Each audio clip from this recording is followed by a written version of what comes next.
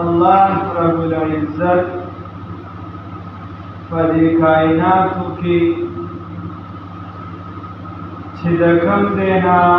د ځمکې ابتدا کړې ده د خاورې یا کوم ځای لومبنۍ کوټه الله جوړه کړې ده او ځای جوړ کړی دی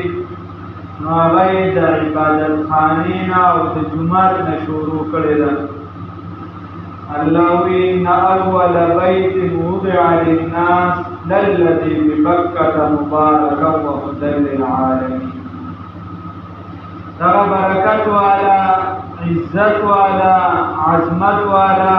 ځای چې دی الله رب العزت دا مکه مکرمه کې مسجد الحرام دا ګرځولی په کائناتو کې چې دا ځمکه الله رب العزت د دې خورول شروع کړی دی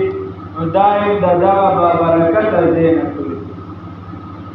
نو د دې نه دا معلومه شوله چې دا مسجد او جومات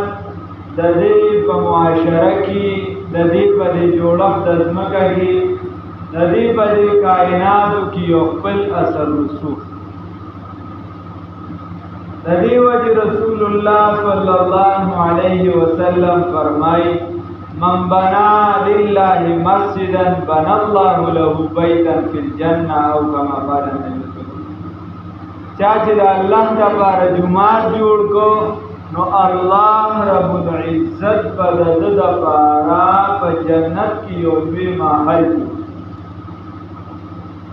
دا جومات دا د مسلمانانو د عظمت او د لویۍ نښه ده. دا جومات او مسجد دا د هر امت چې پیغمبر یې منلی وي د هغه د اوچتوالي نښه ده. تاسو وګورئ په مخ د ځمکه لومبنی مسجد جوړ شوی، بیا په دې کائناتو کې الله رب العزت درې جوماتونو ته خصوصي اهمیت ورکړی. د دې وجې حدیث کې راځي تاسو درې جوماتونو ته نه علاوه نورو ځایونو ته سفر په دې نیت مه کوئ چې تاسو هغه ته دغه درې جوماتونو مساوي او برابر ګڼئ او ته وې بل ځای کې داسې ثواب میلاویږي لکه بیت الله شریف کې چې میلاویږي هغې مقابله کې ګڼئ، یا یې د مسجد نبوي صلی الله علیه وسلم یا د مسجد اقصی مساوي ګڼئ نو په دغه نیت سفر مه کوئ. د دې نه علاوه که د نور نیتونو یا ځان له خبره خو یو درې جوماتونو ته الله خصوصي اهمیت ورکړی دی. یو مسجد حرام ته کومه چې کعبه مبارکه ده او د ګرد و نواح، او بل مسجد اقصی ته کومه چې قبله اول و د مسلمانانو،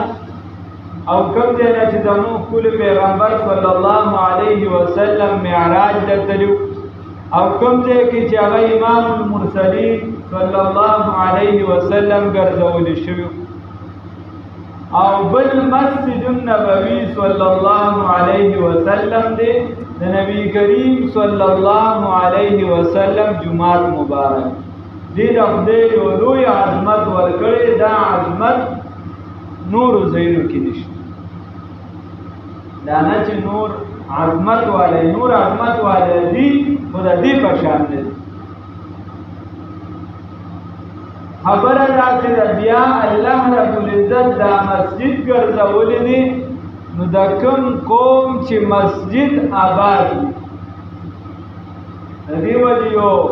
صاحب لیکلی دی وایي کله به چې انسان د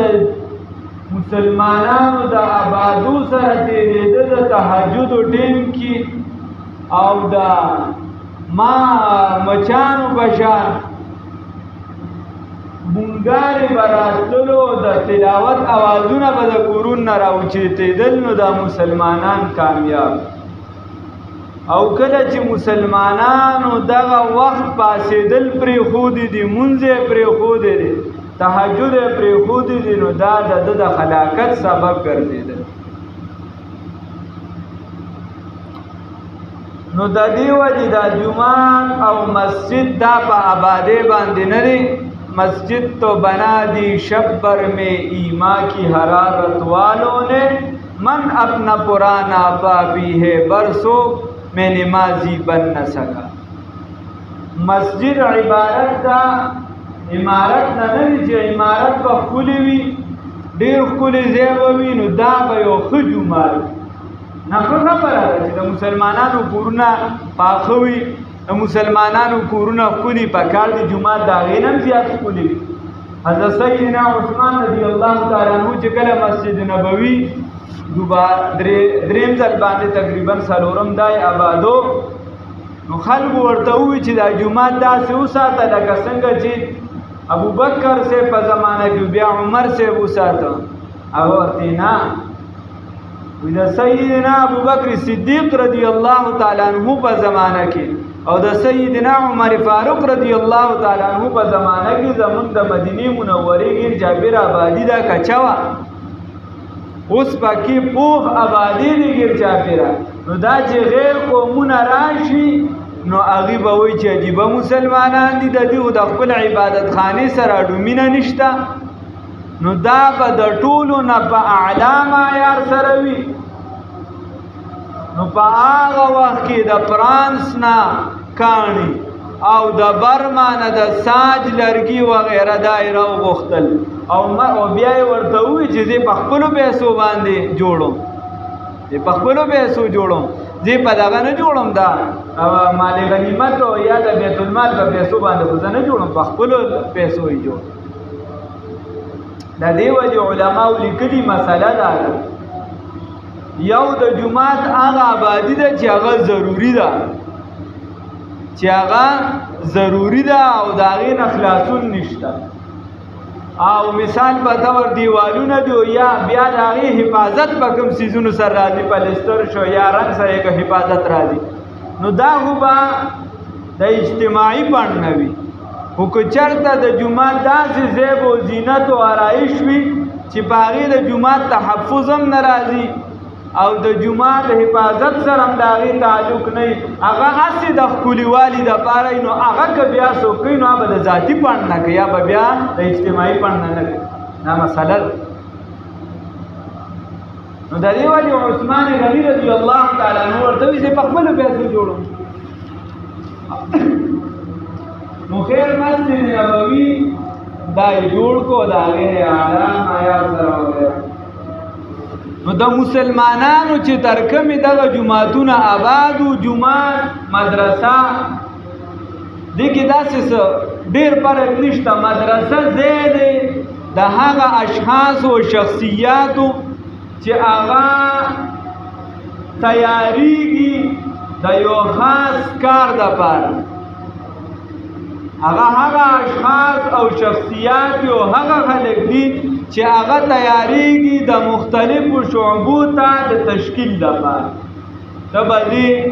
نو ته به جهاد کې اصلاح راولې ته به ځې ته به تصوف کې اصلاح راولې ته به ځې ته به درس و تدریس کې ته به ځې ته به د عوامو اصلاح کې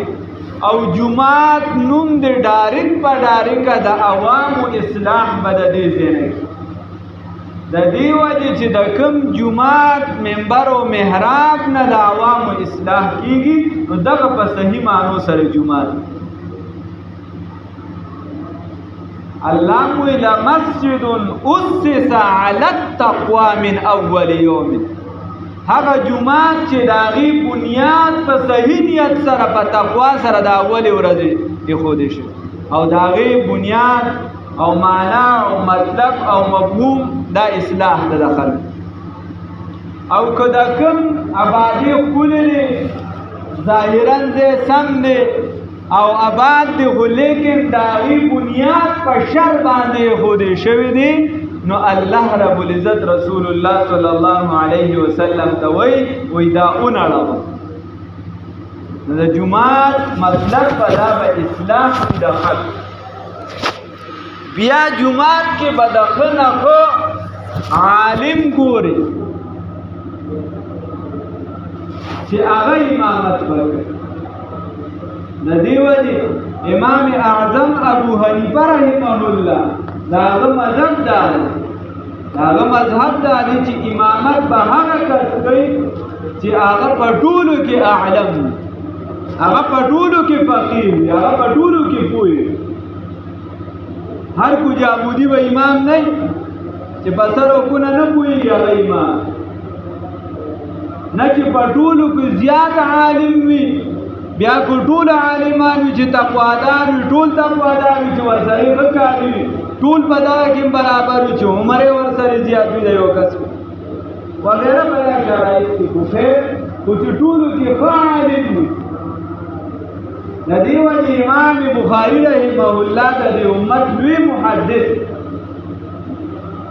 چې هغه په خپله بذات خود مجتهد دی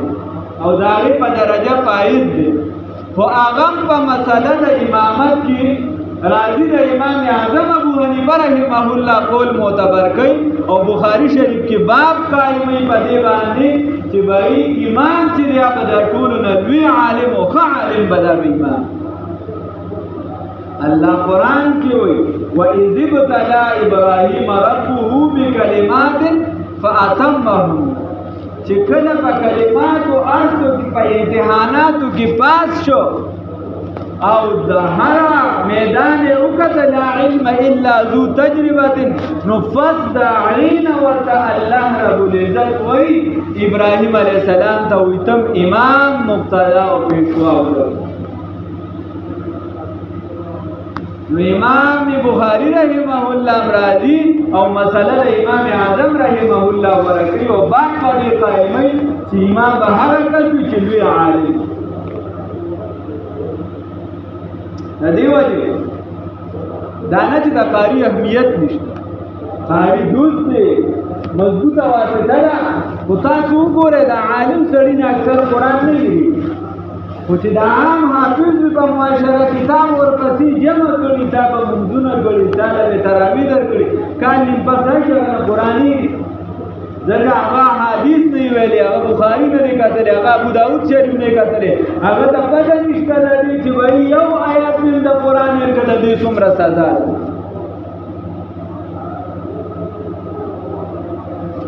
د دې وجې فتاوا عالمگیري چې د هند 1500 معتبر علماء کرام دا لیکلي وو، هغه علماء کرام چې د هغې ثاني نه وه په خپله زمانه کې، هغې کې وایي چې کله عمر رضی الله تعالی عنه راغی یو دې ځای ولاړ کاري پسې شو، هغه ته پنځه هغه ته لس یو دی لس بل دی. عمر رضی الله تعالی عنه وی چې دا تاسو دې وخت کې دوه دې پنځه هغه ته لس هغه ته نو دا چې بیا رسول الله صلی الله علیه وسلم صحابه لري چې بیا به د امت کې څومره اختلاف جوړ شي، نو ټول یې په یو کاري باندې راجمع. تمیمداري رضی الله تعالی عنه وغیره نور قاریان یې کړو، ورته وایي چې ته به څه کې تراویح کې د خلکو ته 6 رکعاته پوره، او کتاب وایي چې په خپله به امامت سیدنا عمر رضی الله تعالی عنه کو او د تراویح دپاره به بیا قاري واجب. د دې نه دا معلومیږي د قاري اهمیت دا نه چې نشته. د دې وجه عظمت د مساجدو دا ډېر اوچت دی، جومات که د آباد که ستا ټول قوم به سم وي. ته وګوره په دې ملک کې چې څومره ادارې دي د هغه د سند او د سرټیفیکېټ اهمیت دا دی چې هغه بار نه شي. ښه ډاکټر به دا وي چې هغه MBBS او یا یو څه بل څه چینا ته لاړ شي، انګلینډ ته لاړ شي، برطانیې ته لاړ شي، امریکې ته لاړ شي. ښه انجینر هغه دی چې چینا ته لاړ شي او بلانکي ځای ته لاړ شي، دا هره شعبه دقه شان. خو ته وګوره ستا هغه سند چې هغه د علماو سره او د امام سره تعلق ساتي، هغه چې دلته تا له یو اداره درکړي، نو چې ستا چې کوم مرکز د توحید دی د علوم دیوبند هغه هم وي چې دا زما دپاره طرفه قناعت او ستا سند مني، یعنې دا شعبه د علماو آباده ساتلی. او داسې به ډېر کم کوزوي چې زمونږ هغه د دلته نه لاړ او دلته بیا هغه خدمت کړی ډېر زیات لوی او هغه سند د دې وخت د مدینې یونیورسټۍ یا د عربو ممالکو سره سبقونه به هلته ویلي خو لیکن هغه دغه شان کامیابي څنګه چې د علماء دیوبند شاخ در شاخ روان خو لیکن دومره علوي المالکي رحمه الله وغیره دما امام مالک سے د مذهبونو کتابونو وګوره نور نور چې څومره علماء دیوبند د هغې نه سندونه دا علماء حرم چې دي هغې ته اغوستي مراکزو کې هغې هلته کېږي نه دی وایي ډېر شیخ زکریا رحمه الله او دکه شان د خلیل احمد سهارنپوري رحمه الله او دکه ډېر لوی خلک په دغه مسندونو ناست دا د علماء دیوبند شاګرد لیکن هغه داسې نه ده کړې چې جومات یې آباد وي نو مدرسې شاړه ساتلې ده مدرسې آباد او جومات یې نه جومات د کلي خلک چې دي هغه چې خپل کور آباد ساتلی شي خپل بچی آباد ساتلی شي خپل سکول دپاره غږ کولی شي نو د جومات به هم ښه نفع د علاقې سکول ته لاړ شه که لس سکوله وي نو په لسو کې تعداد برابر وي کم نه وي غټ کټ کلي وایي جومات ته یې لاړ شه جومات به یې روان ویجاړ شو جومات به آباد ساتي رسول الله صلی الله علیه وسلم چې مدینې منورې ته راغی نو اول غم د څه کوي د جومات کوي او جومات عبارت د افرادو نه دي چې ته پکې عبادت وکړي چې هغه د توحید مرکز وي هغه د عبادت مرکز وي هغه د الله د وحدانیت مرکز وي هغه د دین د پوهې مرکز وي د دې وجې د ډېرو پارکو د مدرسو ته مجلس ته به جومات مدرسه ده که د خلکو نه ولې یارېږي خلک دې تا وویني ته دې هغه وویني هغه دې تا وویني چې په مدرسه کې څه ښودلي ته دې هغه وویني که چا جوړه کړي او جوړې کړه برابره نه ده خو لیکن جومات مدرسه هم ده جومات خبره راسې ده رسول الله صلی الله علیه وسلم په مسجد الحرام خپل زمینی ځای دی ذاتي ځای دی د هغې کلی دی خو لیکن چې کله په دغه مسجد حرام کې عبادت نشي کولی نو الله ورته نه وایي چې دلته د پاتې کېدو څه مطلب نشته درشه مدینې منورې ته پیغمبر خو په خپله خوښه چېرته سفر نه کوي چېرته خودي نه وما ينطق عن الهوى إن هو إلا وحي يوحى او دا الله په حکم چې قدم عملي د الله په حکم چې د خولې نه کوم څه نه وباسي د الله په حکم او اجازه نو چې کله هلته کار نه کېده جومات نه آبادېده اصلاح د خلکو نه کېدله نو ورته نوی د دلته نه هجرت وکړه مدینې منورې ته لاړ شو او موږ ته شته جوماتونه شته ځایونه آباد ظاهرا محفوظ یو خو لیکن موږ یې آباد نه ساتو او کله چې د دې مراکزو دا ته آباد نه ساتي نو ګورې دا به بیا تا نه کمزوري شي دا وخت ډېر مختصر دا چې تا